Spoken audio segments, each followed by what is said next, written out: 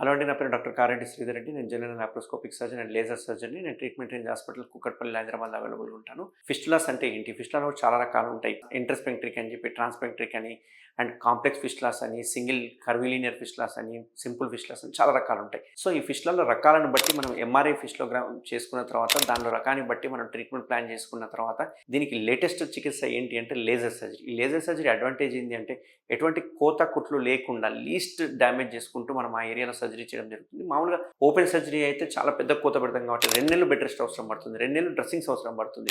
But laser సర్జరీలో ఎటువంటి dressings అవసరం ఉండదు. ఎటువంటి కోత ఉండదు. ఎటువంటి కుట్లు ఉండవు. ఇది complete painless procedure and within 1 డేలో డిశ్చార్జ్ అవ్వడం జరుగుతుంది.